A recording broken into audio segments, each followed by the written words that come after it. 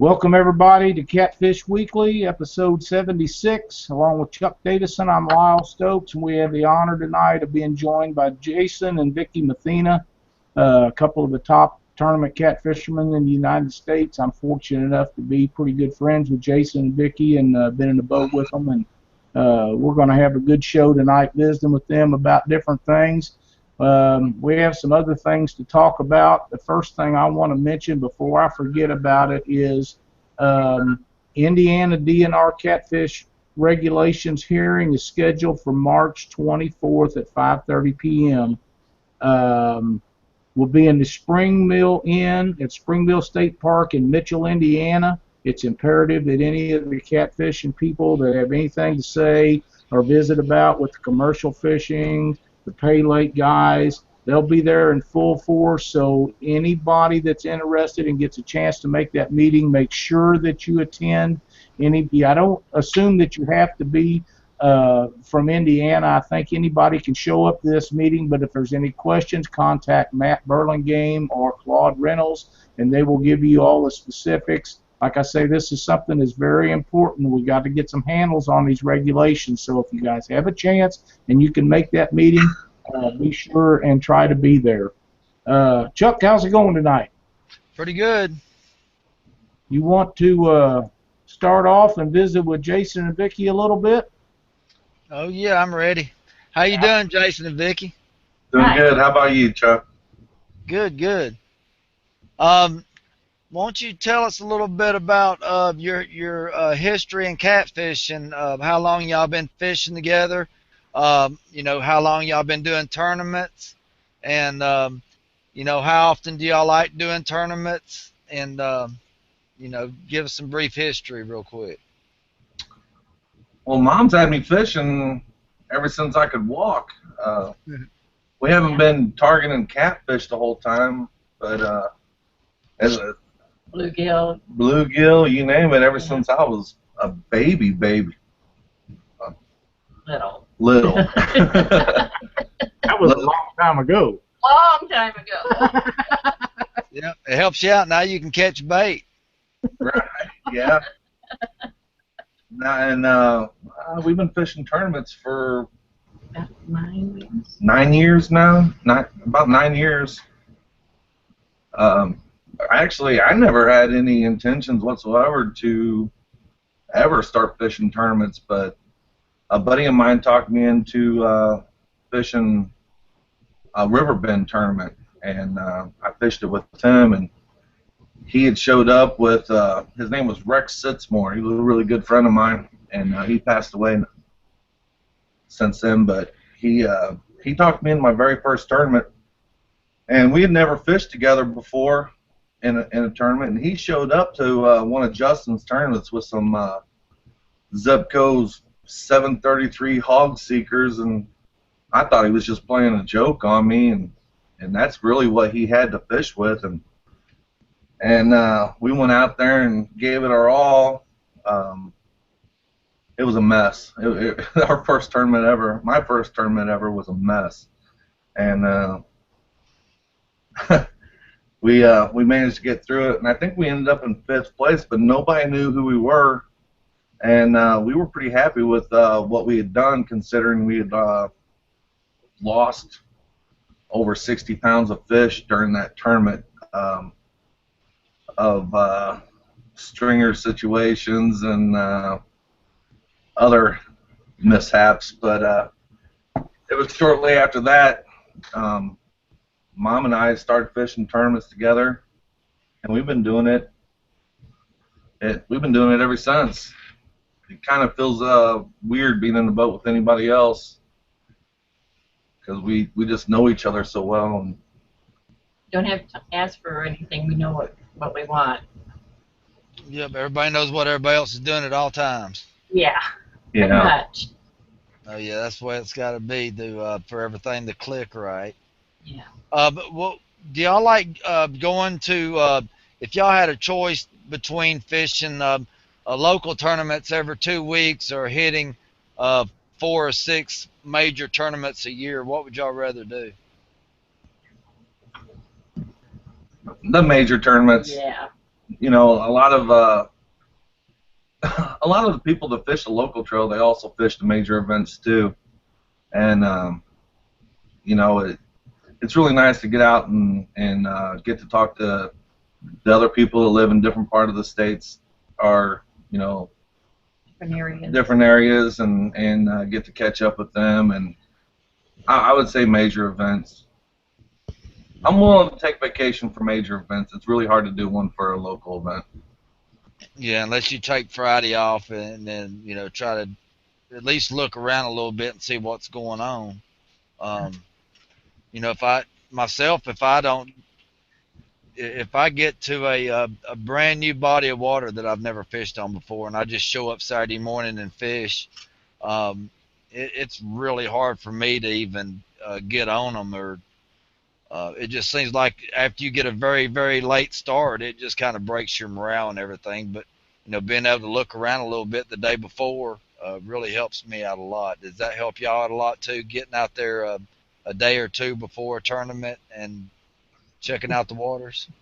You know what? It's funny that you asked that, because we were just talking about it. It seems like no matter how much pre-fishing you do, and you throw together what you think is just the most beautiful game plan, the day of, something changed, whether it was the water conditions, the barometer, something happened, and it's causing those fish to do something a little bit different, and your whole game plan just gets thrown out the window, and you got to start over from scratch during the tournament anyway. So, yeah, most of the time, if we're going to a place that we've been to a few times, we don't have to spend as many days on the water. But if we're going to somewhere new, we like to at least get a couple days in and check things out a little bit. But you know the area a little better. But as far as game plans go, I mean, very rarely do you ever get to stick to your game plan during a tournament, it seems like. So your trip to the James River this year, has this been your longest travel tournament that you've made so far in your tournament career? Yeah. It took us, what, 13 hours? Almost 14 hours, I think it was, to get over there. So yeah, that was definitely the longest journey we'd made. How did you enjoy it? Was it an hourly event? It was, yeah. I enjoy fishing the hourly events. It puts a whole new I don't know, aspect of the whole thing. Trying to decide, when do you weigh this fish? Do you keep it till the next hour? What's going on with the other people? You know, it just makes a big difference. How far do you really want to get away from that weigh-in, and I don't know. It's just completely different than what we're used to. Yeah. Yeah, we fished one weekend before last, and you know, we for one thing, we was on the wrong end of the lake, you know, for spawn just now. You know, the catfish coming out of spawn. You know, and there was guys weighing in catfish that, you know, 0.77 pounds, 1.5 pounds, 1.5 pounds, and, you know, bringing home first, second, you know, for the hourlies. It was my first hourly event. You know, and I'm the type of guy, I'm not going to go sit there and, you know, catch some 1 and 2 pound fish just to win an hourly. You know, the guys are there to see a big fish, you know, and you got, so, you know, I'd rather skunk out than, you know, sit there and catch some small channels. That's just me. So, you know, we hit it hard, and we ventured a pretty good ways from the weigh-in, and fished hard all day, and it just bit us. But, you know, after the tournament, you kind of regret not going.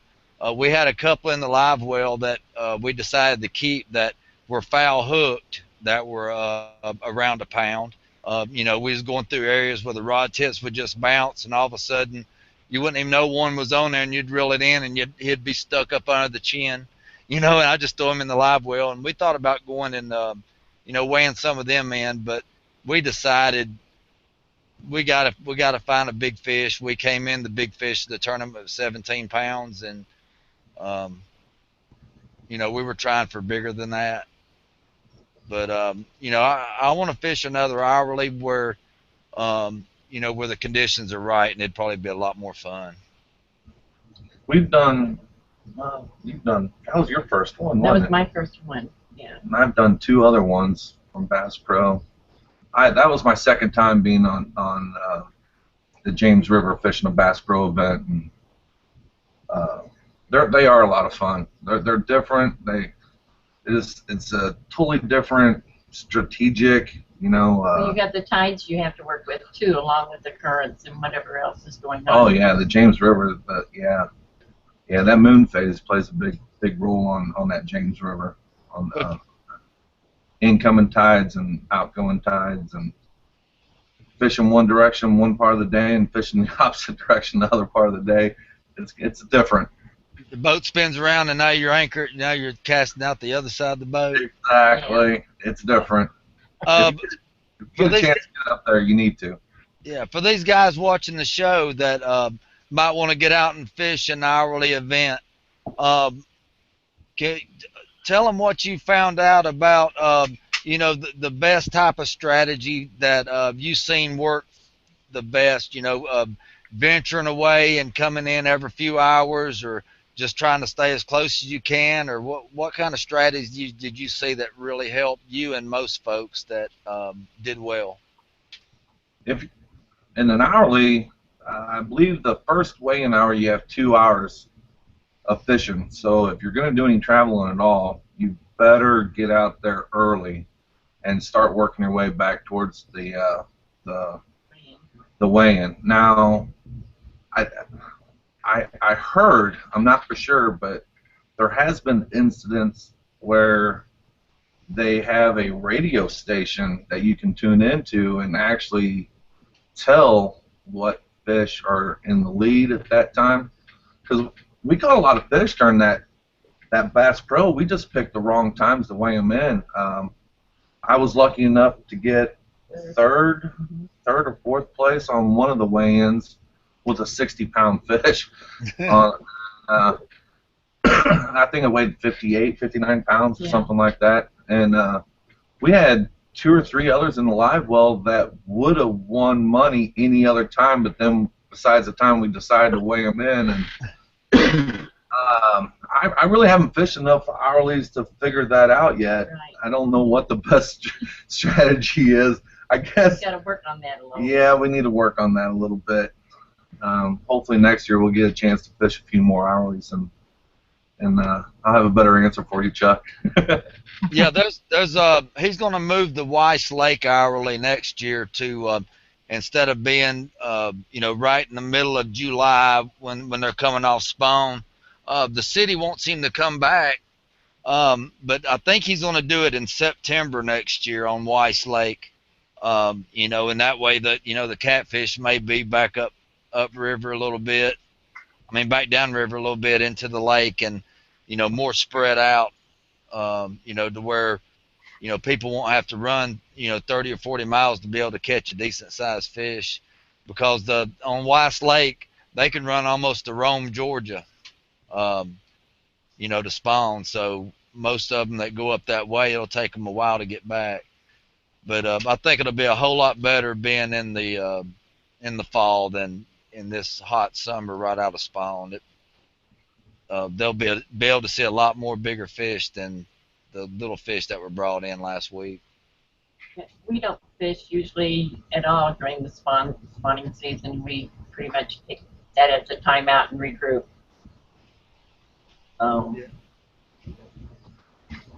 Yeah, the spawns was pretty much over, but you know, the fish just wasn't in the, you know, up at this end of the lake. I'm sure there was some that spawned around in that area, and you know, went up into some creeks and some tributaries and stuff, but you know, you couldn't find any, you couldn't mark any, and if you fish structured, they just wasn't there. You know, they just wasn't biting good. There was a couple, you know, 10, 12, 17 pounders caught. I think there was only a couple over 10 pounds, if I remember correctly. But There's a lot better fish in that lake than that. So if they, it's all about the time of the year that they put these tournaments on and where, and they just got to learn that if this town want to host that tournament, you know, they need to do it, you know, while the fish are there, and you know, it'll bring a lot more fishermen in. I think there was like 15 boats or something. So there wasn't a whole lot of boats. Um, you know, and it was so hot, nobody wanted to fish it. And then they, you know, when they had the weigh-in, there was so many small fish. I think it gave the local people a misperception about the weigh-in, because they're like, well, man, these guys are only catching fish like this. We catch them all the time. We need to, you know, fish this thing next year. That's good. Yeah, we were standing around them, but you know, they didn't get to see the you know, the size fish that are usually brought in on the Coosa River. You know, usually there's some 30s and 40s, and you know, maybe one in the 50s at most every Coosa tournament that I've fished in. And then you get to, you know, the wrong part of the lake on a hot day, and you know, the weigh-in just isn't anything, and it just gives everybody a misperception on, you know, how it's really supposed to be. That's why I was so driven in trying to come in with a 30 plus fish, just to you know, to show the crowd, because that's what they're there for, to see a big fish. And it just didn't work out for me though. June and July, that's really 2 tough months. Yeah. We kind of struggle a little bit in June and July, especially to consistently get on bigger fish.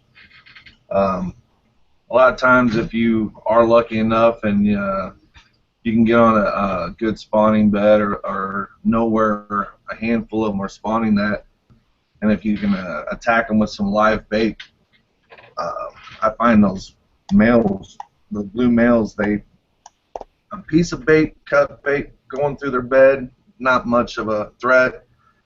You get a live bait going through there, and they seem to get a little more aggravated and attack it a little more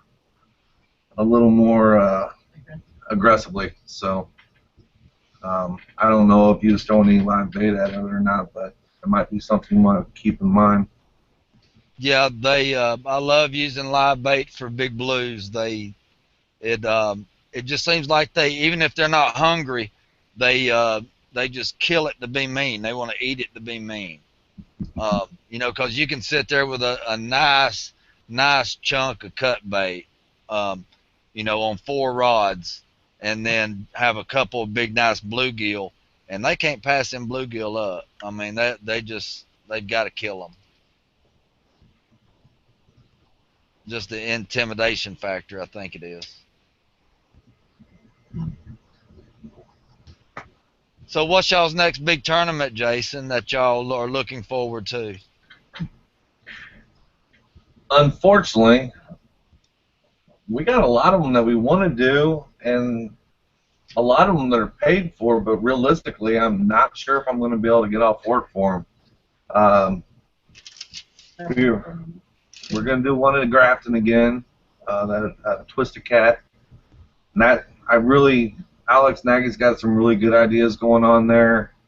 I don't know if he's really started advertising for that yet, but if he can make good with some of the things, that ideas that he's got going on for that tournament, I can see it being a really good tournament.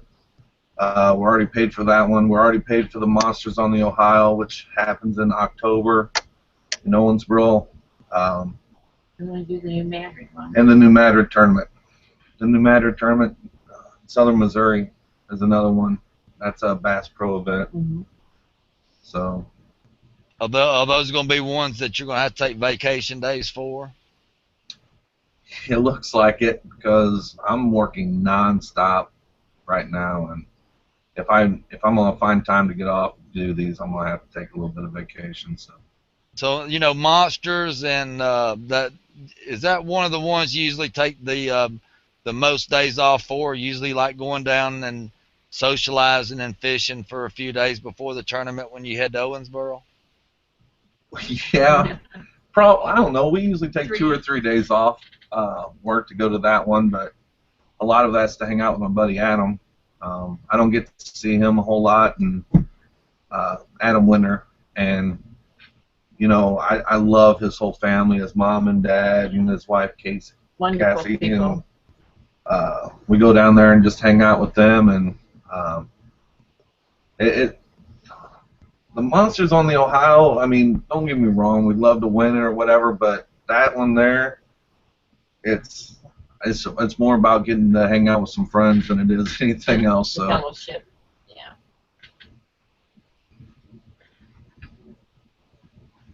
Okay. If you see some one big nice tournament a year that would attract many fishers that you would like to go compete in, what general area would you like to see that tournament? What type of year, and what type of payout and entry fee would you like to see happen at that tournament? I like New Madrid.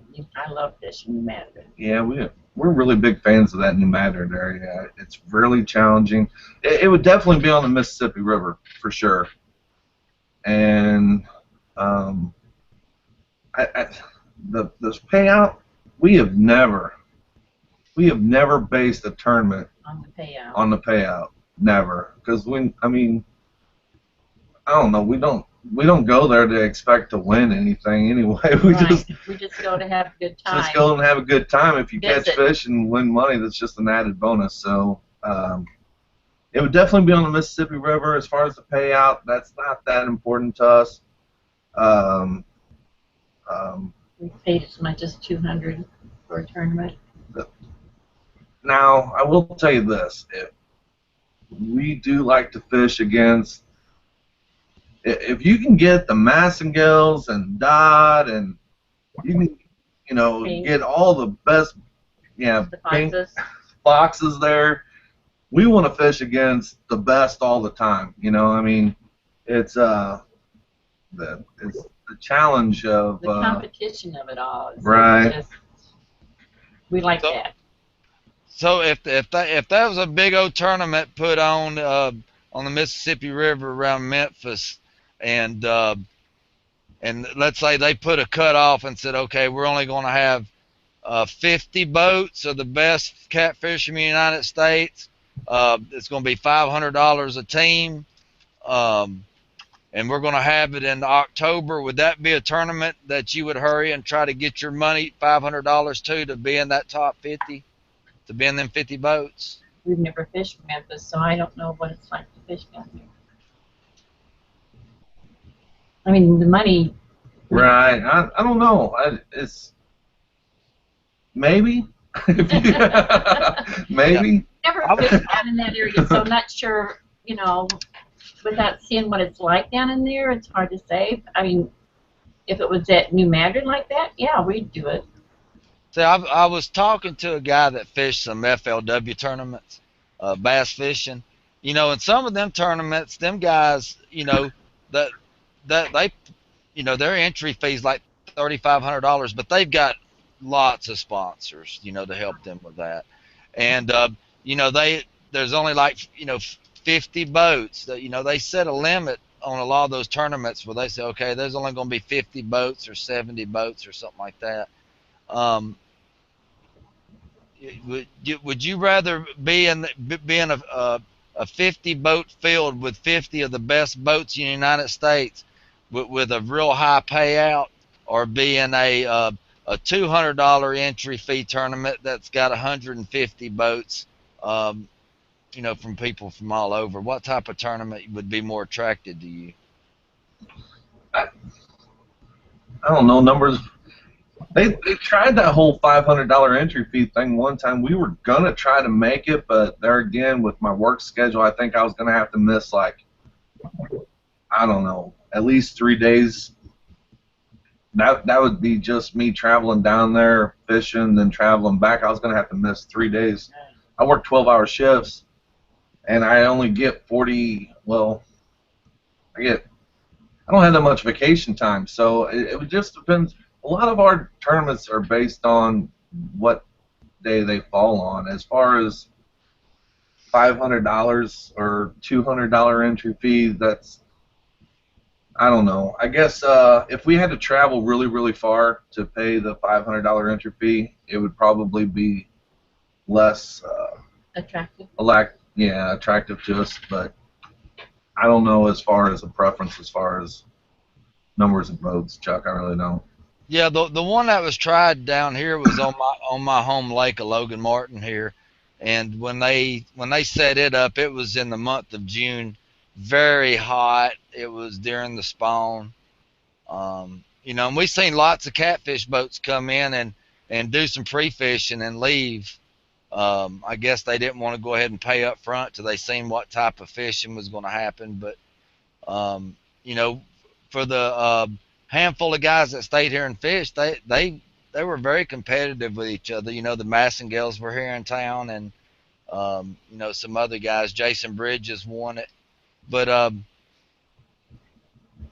think a tournament like that could work if it just went not have them all the time, just have a yearly uh, 50 boat max. The first 50 people to send their $500 in and see who's the most hungry. If you fish it or not, that would still be fun to see how competitive a tournament like that could be. Yeah, that would be fun. But talking to a lot of other tournament anglers, whether they be serious tournament anglers or not serious tournament anglers, you get into the fact that not everybody does have the time to get off, to spend time on the body of water to learn it, and then some people might feel that other competitors might have an edge because it's their home body of water, and they feel like maybe they might not be able to compete, or I don't know. I don't know if it would work on every body of water, but it'd be neat to see if it could happen. But as far as where it's at, or how many boats cap, that $500 entry fee, we'd be up. I think we were gonna try to make that one. Yeah, we were. But I just couldn't do it. It fell on the wrong weekend for us. So.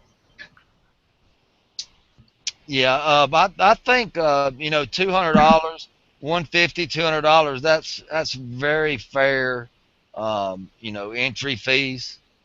I'd like to see them stay like that, but have one a year, a big shootout somewhere, and if they did it, go somewhere different every year. Don't go back to the same place. But I think that would be pretty sharp to have a high payout tournament once a year, maybe televised or something to go ahead and start getting the catfish image out there more, something that you could stick on TV and let it get in people's living rooms, and see these high caliber guys out there going after each other for the big money. I think that would really help get everything sparked up a little bit. Jason, Yeah. Adam sent me or on chat, he said, ask you how many times that you threw back a fish in a tournament without having a limit yet.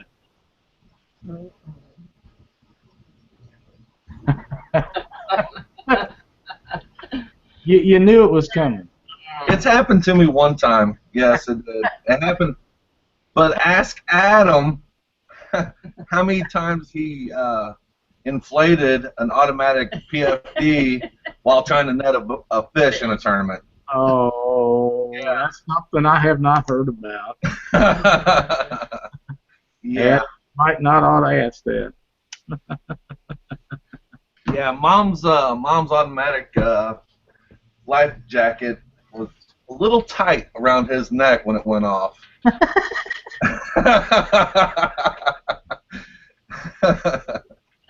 And I got one more question before I pass it off to you, Lyle. What do you think has really helped you the most in competing and gave you the edge?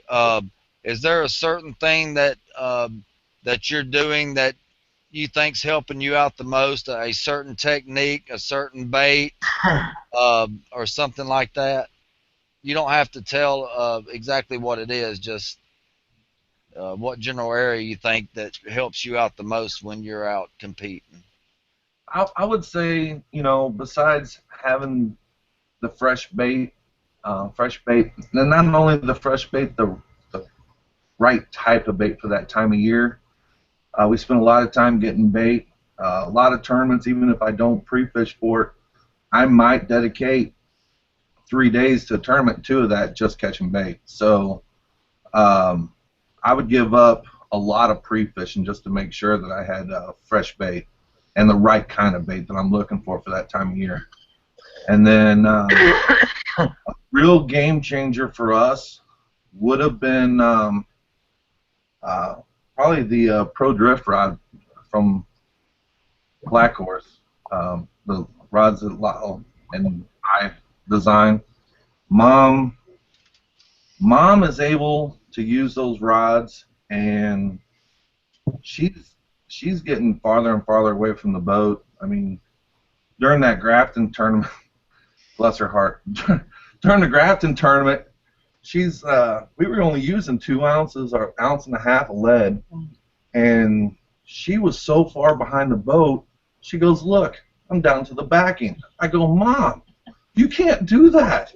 You can't do that. You gotta let me speed the boat up. Tell me before you get that far back." But the sensitivity of those rods, we've tried a lot of different rods, and the back bottom getting farther away from the boat I think has been a really game changer for us. Mom's putting a lot more fish in the boat, and it's really helped out. Yeah, it's worked out well for us. Before I couldn't out very far. Now that I have that rod, I'm back there with him. Your hookup ratio jump up a whole lot when you started using those with the circles? Actually, I don't use circle hooks when I'm hand rodding. Oh, you're not? Oh, yeah, you're talking about hand rodding? Okay. Yeah, when I'm hand rodding, I don't use circles. I can't have a rod in my hand and not set the hook. I can't do it. I can't. I mean, that makes sense. You can feel them so good. You're not going to get a gut hook. If you got that feel. You know exactly when they're on there. Exactly. You'll snatch it out of their mouth before you get it down in the gut. I've been working on it. If I have a rod in my hand, it's going over my shoulder. If I feel a fish on there, for sure. I can't stop, especially in the during the tournament and the heat of everything, the excitement and everything, and the anticipation. When that fish goes one direction, I want to go the opposite direction every time. I can reel down if it's in a rod holder. I cannot reel down when it's just in my hand. I just can't do it. So. So what kind of hook do you use when you're hand? Well, that would depend on we like to go out when we go into a tournament. What we do first off, we try to get a limit of fish. When we get a limit of fish, then we try to get 100 pounds. Once we get 100 pounds, then we will start targeting and trying to weed out the smaller fish, and my hooks will change throughout the tournament sometimes.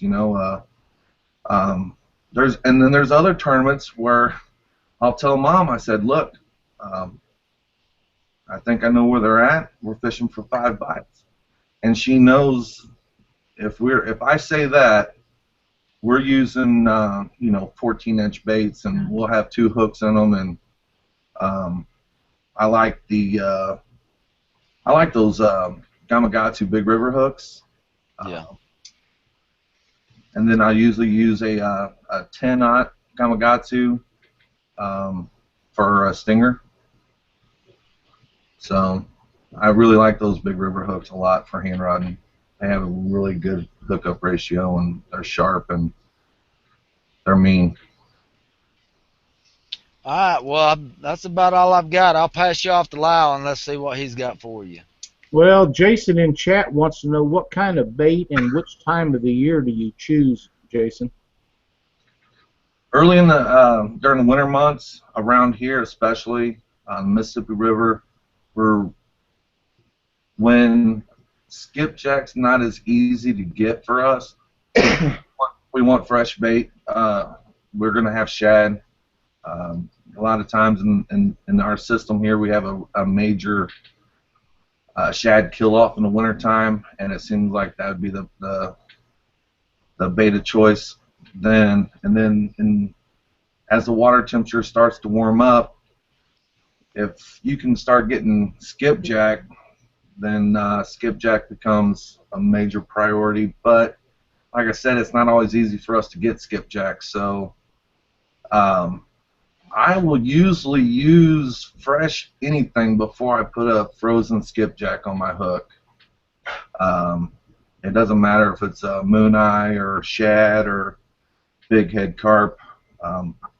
I will try. I'll have frozen skipjack with me, but I'm going to put something fresh on first before the frozen for sure. Yeah.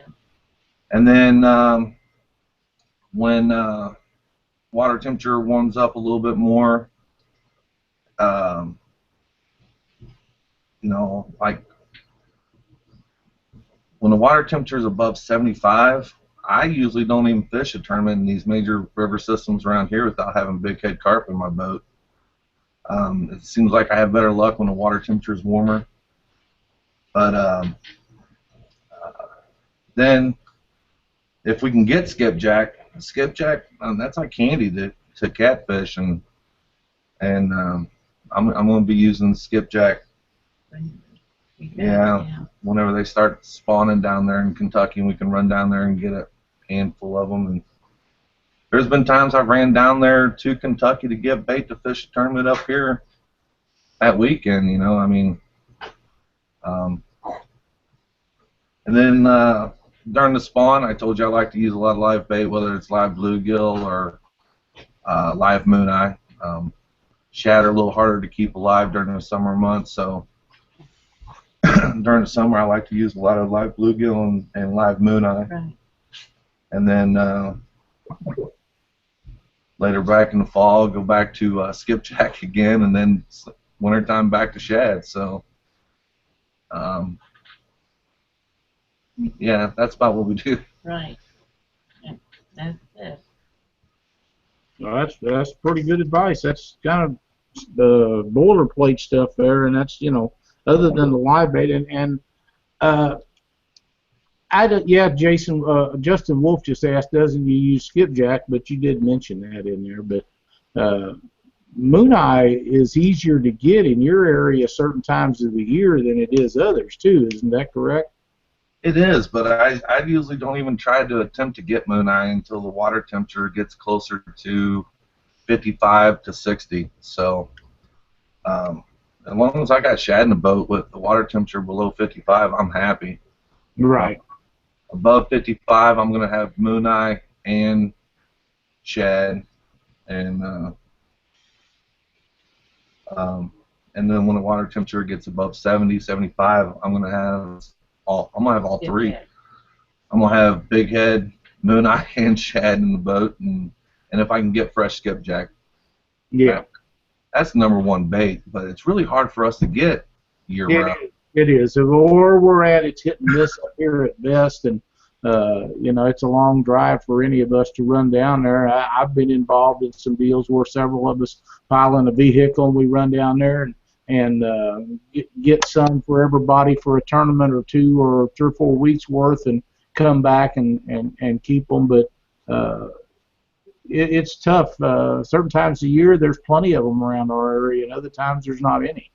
So skipjack's just a funny deal. I know last weekend we was up in Keokuk, and a lot of the guys up there was getting moon eye, and they was getting them readily, you know, and other guys couldn't find any, you know, and shad was really hard to come by. So you know, everything is just a hit and miss kind of deal. So but it seems to me like from below Alton down is where the easier skipjack is to get. You know, even further, even past the boot hill, from there on down, it seems like skipjack's easier to get. And I don't know where them damn things go when they're not in them places where we all go to get them, Cumberland City and Barkley Dam and places like that. When they're not there, I don't have any idea where they go, but they just kind of disappear. They do. I don't. You can't even find them on Fish Finder or anything. I don't. No, they're just gone. They're gone. They're gone. I'd like to know where they're at, because a man that could find them could probably do all right. Yes, I agree with that. You know, Vicky, you and Jason have both been to my house, and we spent some time doing some projects and things together, and we've had some really good time. But I have a story that I know that you will be telling us about, and we all have a mutual friend. You guys are a lot closer to Wayne than I am, and he's just an exceptional good guy and a great fisherman in his own right. But there's a story that I'd like for you to share with us about Dwayne and trying to set a circle hook and him getting in timeout and how that went along. If you would share that with us, I just think it'd be really cool. Well, he was in the boat with us, and we were struggling a little bit. So any bite we got was kind of important at the time. And for some reason, Dwayne got a bite, and he decided he was going to work on it. He was going to set that hook. He was going to set it, and he was going to set it good. Yeah. So I had to put him in timeout until he learned how to fish with the circle hook. And timeout means that he goes to the front of the boat and watches everybody else fish.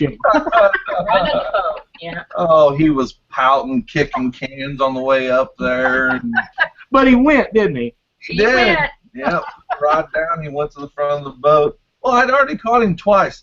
I seen him out of the corner of my eye. I just seen his rod go over his shoulder really fast, and I said, "Did you just set the hook?" And he just put his head down. And I'm like, "You know you're using circle hooks, right?" And he's like, "Yeah, I know." Well, a few minutes later, all of a sudden I see the hook go over his shoulder again. I go, "What are you doing?" And he's like, "You tried to set the hook again." Yeah. Go. I said, "Dwayne, just switch over to J style. Just switch over." "Oh, I got it. Well, then Mom caught him. Yeah. The third time, and it was game over. Go to the front of the boat. I'm tired of looking at you. Go. Well, like I say, I would have been in timeout in the last tournament. I guarantee you, when I threw that third fish back, but without having a limit in the boat, but we only had like 7 minutes left of the tournament, so I was good to go then. Timeout for sure. Yeah, that was not a pretty picture. No, that wasn't good. You know, there's probably not a handful in the whole United States of tournament fishers that are a mother-son team. And in my mind, I know that you two are the most successful nationwide of any that we know about or don't know about. And I think it is outstanding that you guys can fish together, you get along together, you go look at rods together, you go fishing for bait together. You guys are very close, and that's an outstanding thing. And more deals like that was going on worldwide, we wouldn't have near the issues going on as we have today. So I think it's pretty cool that you guys not only come on the show and you go fishing together, you guys do a lot of stuff together. Oh yeah, it's not just fishing that we do together. We take trips and go sightseeing or whatever. Yeah, the whole family's pretty close. That's awesome. It really is. And you know, you have done very well in your own part of fishing. I know that you won the Twisted Cat Outdoors Lady Angler of the Year once, Vicky, and if Jason's schedule hadn't been to where it was and you fished a higher number of the tournaments, there's no doubt in my mind that you would have been a multiple year winner of that award. So you guys, you travel, you go to Monster Zone, Ohio, you go to New Madrid to them tournaments and wherever else, and you're always in the running, and you got guys like Adam that you fish with, and Adam's a great guy himself. So I know that you guys are having a blast down there, and maybe going down to to Owensboro and having a good time may be a lot of the fun part of it, but I know that Jason's very serious about catching his fish, and I know that he wants to do good. Not necessarily win every time, but he wants to do the best that he can, and most of the time he does. So, but you have your opinions on what's going on. Does Jason always ask for your opinion when you guys are going to these places, Vicky? Oh yeah, he'll ask what I think about, you know, where should we go, try something different. Yeah, he'll ask me. But he's got a pretty good idea, doesn't he? Well, if his ideas don't work, then you're going to mom. Yeah.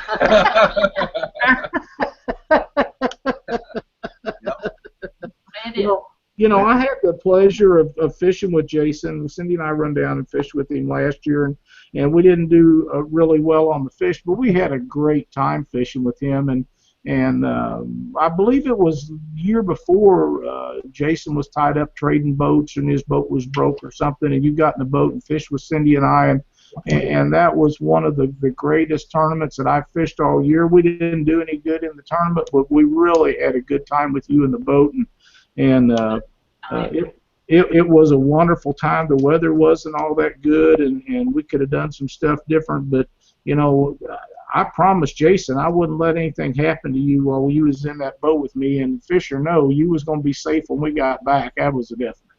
And what did he tell you?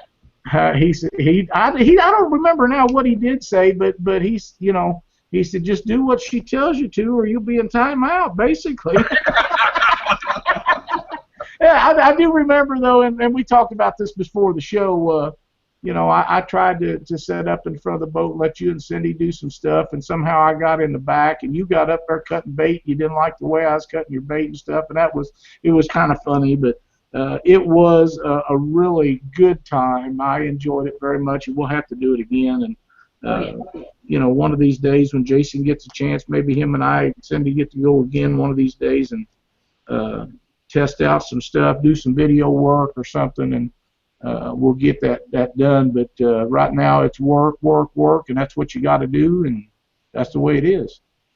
I can tell you one thing. He doesn't give me any, what do I want to say? If he wants something, he wants it now. He doesn't, you know, if he's going to hit a wave going 60 miles an hour, he's going to hit a wave. You know, he doesn't. I don't take it easy on her at all. I know. He bounces me around. I abuse her.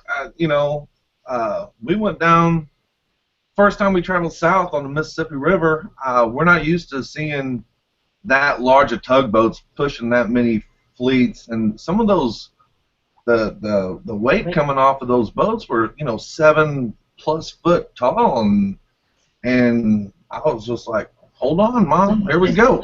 You know, I don't take it easy on her at all. I mean, I abuse her. I really do. No mercy. No mercy. Well, you know, it's clear that Jason was raised correctly, and you've done an outstanding job. But you know, I know that he gets rough with things in the boat and different things, but he's not going to let anything intentionally happen to you. I just know that he won't. So, you know, things happen that's beyond all of our control. But still, he's not going to put you in a situation, I don't believe, that it intentionally gets you in trouble. Well, But then you never know. what kind of origins, Jason? Adam Winder sent another message to us in chat, Jason. He says, just don't let you touch anything because you will break it. Oh. Yeah, I'm pretty rough on equipment, that's for sure. You go through a lot. Don't you have a video that's got like 9,000 views? Something about a big cat breaks rod, something like that. Chuck, you have no clue how many rods I have broken over the years. This one's on video. Yeah. That particular video, I was fishing with Ryan Casey in St. Louis, and I was actually fishing with a prototype. I was given a prototype to test out, and I knew it was a little flimsier than the current than what we were fishing, the conditions, and but you know what? I mean, when you're given a prototype, I'm gonna abuse it. I'm gonna abuse it and see what it can do. And if it doesn't withstand, you know, it doesn't withstand. So that was a really fun day of fishing with Ryan Casey, though. That was I think that was back in 2012, and that was, I want to say it was either November, December, and we caught a lot of fish that day, a lot. I think we boated close to 50 fish that day, and some really good ones too. We had a good day. But yeah, I did. I think Ryan got a new iPhone with a HD camcorder on it or something. He was wanting to try it out, and next thing I know, there's some video online of fish being caught and rods breaking, and yeah, that was a fun day though, Chuck. Yeah, I could tell by watching the video y'all were having a blast, man. It was yeah, I'd like to get out there and fish with y'all sometime. That Mississippi River, I'm dying to get out on it. You'll have to come this way. So, how many rods have you broke? You keep them stacked up in the garage, or you sling them out in the woods, or where's your collection at? Oh, I got them strung up all over the place. A lot of them got thrown away. I think my buddy Dwayne's got probably maybe 6 of them over at his house. Well, let's put that. My wife decided to have a yard sale, and she said, "Do you really need this many rods?" I said, "Yes, I do." And she goes, "No, you don't need this many rods. You need to get rid of some of them." I think I counted them that day. There was close to 60 rods out there, and she made me get rid of like 20 of them. And I think I've bought probably 30 or 40 since then. So I got rods spread out all over the place.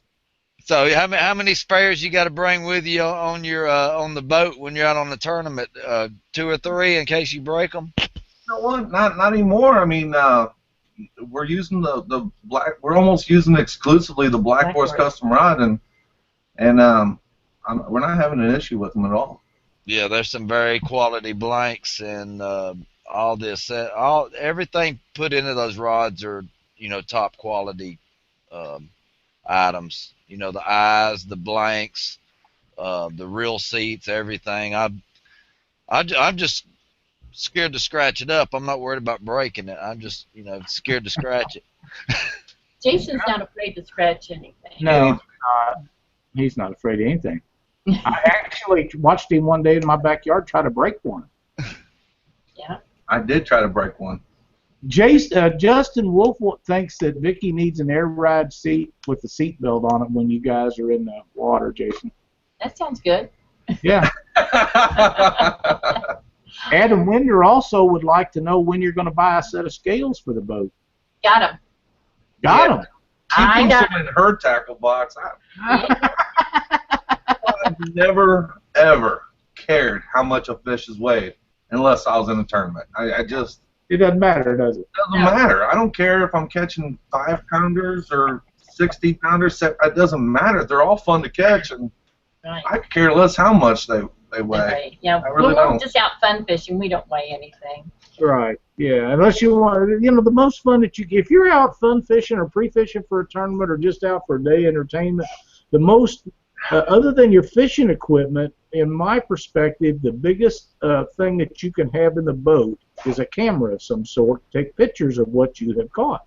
Right. That to me is more important than having scales in the boat, although I do have some. But you know, that picture will last from now on. And you saying that you caught an 80-pound fish or a 30-pound fish or whatever the case may be, that's just you and me or whoever talking.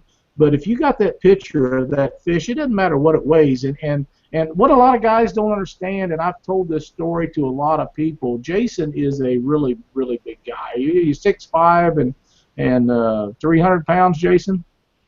Yeah, sure. Yeah, that 300. sounds real good. 300 sounds real good. You know, when you hold a 60 or 80-pound fish, guys look at that and say, wow, that fish doesn't look that big. Well, they don't understand that you are just a big guy, and when you're holding an 80-pound fish, if I was holding that fish, it looked like it weighed 100 pounds. You know, there's that much difference. I'm not very photogenic when it comes to holding fish at all, and I really kind of quit taking pictures of fish because of that reason. No one believed. Early in when I started fishing for catfish, no one believed that they weighed as much as they did, and I was like, okay, I know what it weighed, but you know, there's no way. It doesn't look. You know, I actually took a picture of my wife's personal best, a picture of her holding it, and then a picture of me holding the same fish. And because everyone was on a certain website saying that they can guess how much fish weigh, and man, it was funny. They're all, oh, that's got to be a 60-pound fish when she was holding it, and they're like, oh, it's a 25 when I was holding it. So yeah. I remember when that happened. I have another question from Justin. He says, do you plan to upgrade your sonar and side scan? And if you do, what do you prefer? I'm a Lowrance guy, and yeah, I think I'm gonna have to. I don't have a choice. Right now, I got a HDS7 on the back. It's compatible with the HD1 Lowrance 10. I got 10-inch screen on the front, but it doesn't share all the waypoints. So I think, and my 10-inch is starting to give me a little bit of problems. But it's old, and I've used it, and I'm probably going to upgrade to the Gen 2 10-inch. They got a beautiful picture. They do everything that I need it to do. The Gen 1 does more than what I needed to do, so you know, as long as I can find contours or find a waypoint, or I don't know. They're like computers anymore, you know. And I'm not very computer savvy. I get my stuff set up one way, and that's the way it is. I don't start playing with stuff, and I don't utilize my fish finders as much as I should. Well, I honestly believe that the average guy, whatever it is that they have, if it's, you know, compatible to what you're talking about, most of I know mine will. It'll do more stuff than I ever will use on it. And then again, I'm on an Onyx. But the thing is, they have. You're right. They are like mini computers, and they all have so much stuff. And I can't remember from one trip out what I'd done the last time to get it to do what I wanted to. But you know, there's so much stuff on all of them, and it is kind of a personal preference on brands and things of what you want. And Jason Kittner says it's tough being full grown, isn't it? I will tell you this much. I got a little 510C, and I've had it. Oh, I bought it brand new when it first came out. I think I paid $900 for it. And it was one of the first color units that Lowrance come out. I still have that on my boat. And if I ever lost that, you'd be lost. I'd be lost. I really would. That's about the.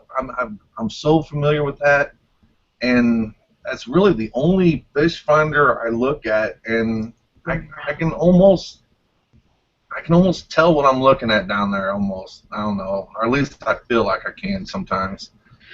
And it has a little different options than what the newer units do, color schemes, and I keep mine on the bottom tracking mode, and you can get the newer units to kind of come close to that, but I would be lost without my 510C, and if I ever lost that, I would definitely be looking really hard on the internet for a new one of them. But as far as side scan, the Gen 1 does everything that I need to do, and we bought that brand new when it first came out too, and it's starting to act up a little bit. Starting to act up a little bit, but I'm not a Humminbird fan. It just doesn't have some of the options that I would like the color scheme. And there's things I love about Humminbird. Their GPS is phenomenal. Their mapping is phenomenal. But Lowrance, as far as the 2D and the side scan, it does everything that I need it to do. So Adam says that he bets you break 5 transducers a year. Pretty close. I'd say more than that. Say more than that. Talking about the transducers or the mounts? Both? Doesn't make I'd say more than that. I mean, if I only go through 5 a year, that's a good year, I guess. You didn't fish very much. I didn't fish that much. Yeah. Justin says that he believes that the Gen 3s are way better than your old Gen 1. Thinks you need to step up to the good stuff. I'll look into it. I'll definitely look around before I decide to. It's definitely going to be a Lowrance unit, though, of some sort. Yeah, I knew it would. And when I was in the boat with you, I should have paid more attention. Maybe yours, you know, and you and I talked about this before. I just not seen one that. That's the issue with me and Lowrance is I've never seen one that had a clear picture. And if yours does, we was bullshitting and carrying on, and I didn't pay no attention to your fish finder when we was in the boat together. We was having a good time and just talking and carrying on. And I should have paid more attention to it because I've yet to see one that I thought had as clear image as a bird. But that doesn't mean there's not some out there. There may be some. And a lot of that's probably adjustments. Some units work a little better than others. I mean, I was in the boat with Ryan Casey one time, and he had the new Lowrance touchscreen 12-inch, and it was on his older Sea Arc boat, and the white one. I was in a boat with him, and I have images in my mind that I will never, ever, ever forget. We went across schools of catfish, and you could see the round dorsal fin on the back of the fish. Wow. I've never seen that with anyone else's unit. I've never seen that with mine. I've been in the boat with the newest and greatest Humminbirds. Now, whether or not we're not getting them set up to be able to do that, I'm not sure. But that's the clearest image I've ever seen out of any. I've been in the boat with the new Helix, I believe it's called, with the Humminbird, the Onyx, and I've seen them all, but I've never ever seen imagery like I have in the boat with Ryan Casey. Well, Ryan's kind of an animal with that stuff. I mean, he's very precise and takes the time to get it to do what it needs to do, and he's just pretty sharp on that stuff. But, you know, I was in a boat with Ryan a few years ago, and I think it was before that he had Lowrance, because I'm sure he had a Humminbird. Now, this was several years ago when John and I took that trip, and I went down there off of them. And, that was quite a while ago. So, but I was sure he had a bird in there then. I know he's run Lowrance for several years now, though. Yeah, he started off with the side scan with Humminbird. Right. Yeah, I was sure it was, because I know that day John had bought a trip and he invited me to go with him, and he wanted to. It was cold. It was February or something, March maybe, and he wanted. He didn't care if we caught any fish or not. He said, "I just want you to show me how to learn how to back mount." And my deal was to get to go, and I was going to sit back there and talk to Ryan, and we caught a ton of fish that day. It was cold. We didn't catch anything giant, you know, some low 20s and stuff. But I went back and talked electronics and fishing and stuff with him, and let John catch, you know, fish. I'd caught all the fish I wanted to catch in about 2 hours, and we had a great trip with him. And everything that Ryan has got is probably as good as money will buy, and he's a really good guide. He does excellent with his clients and stuff. So you know, you can't go wrong if Ryan does as well as he does it because all his adjustments and everything is set to do what he needs it to do. So I'm sure that he's got it dialed into a tick's butt. You know what, Chuck? You had asked me what was the biggest game changer. Yeah. nobody has helped me out more than Ryan Casey. Ryan Casey has, and it's not so much as far as like how to find the fish or how to present the bait to the fish to get them to bite. He was the one that actually taught me how to back bottom bounce, to walk baits.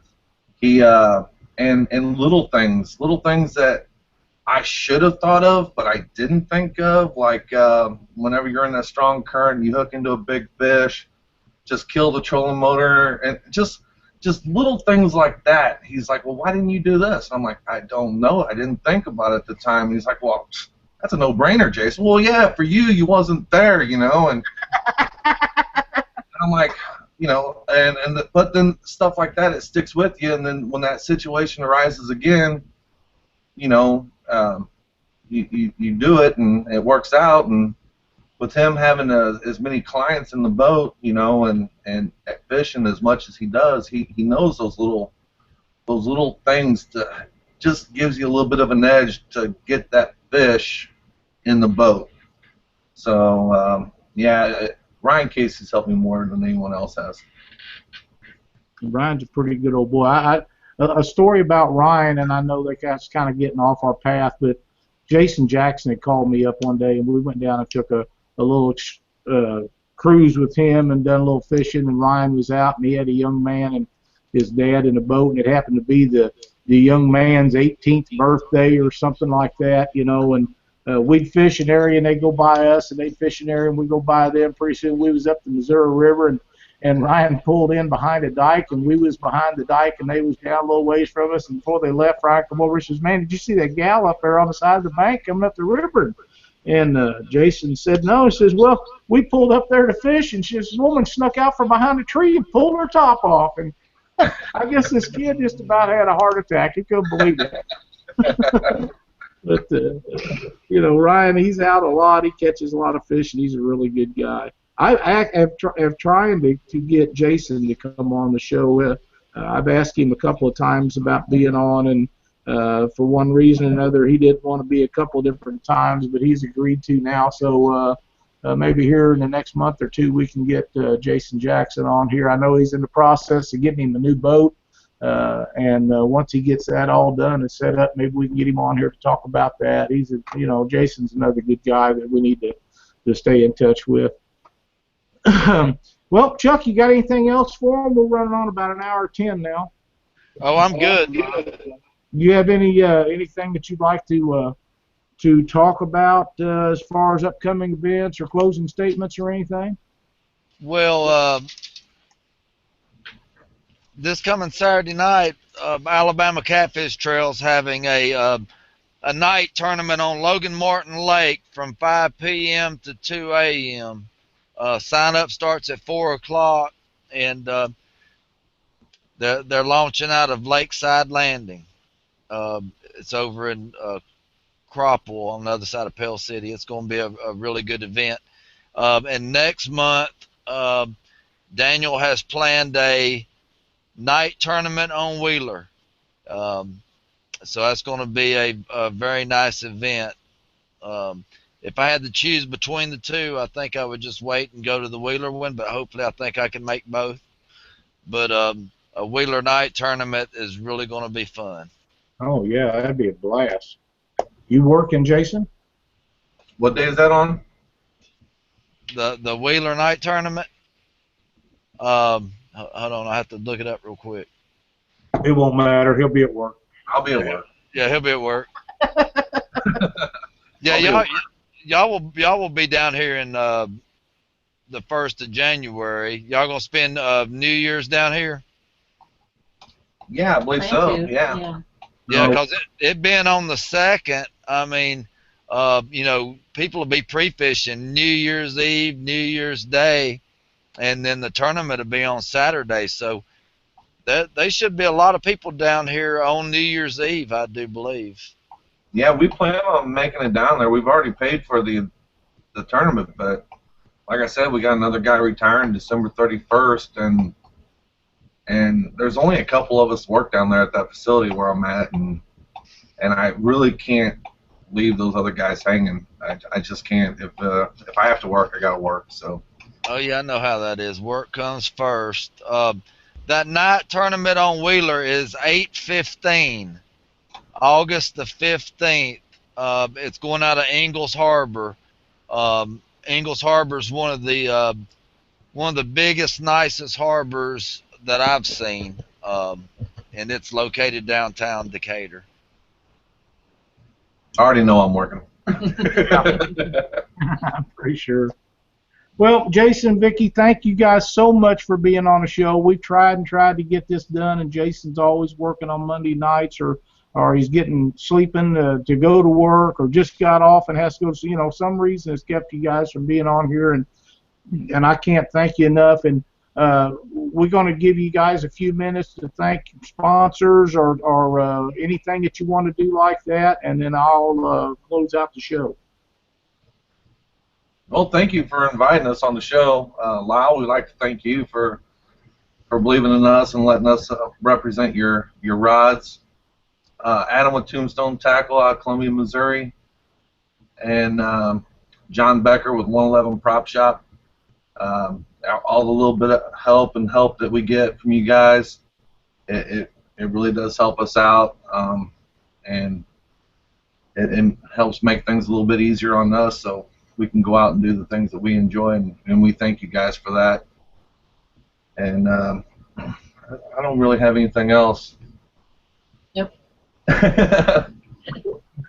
You Well, got it again, all, Kyle. You got it all. Well, thank you guys again for being on the show, and Jason, maybe sometime in the future you guys can come back on the show and be with us. I know you're planning on being down to Monsters on the Ohio, and we're trying to set up a deal to do a live show down there this year, and we'd love to have you and Vicky on with us where we could just sit down and go at it, face to face, and I'm sure we'll get Janet and Bink and a bunch of the other guys on there. We'll have a really good time doing that, and if we don't make it happen live, then we'll record it and edit it and go from there. But we're gonna be at the gosh darn it, tackle shop there.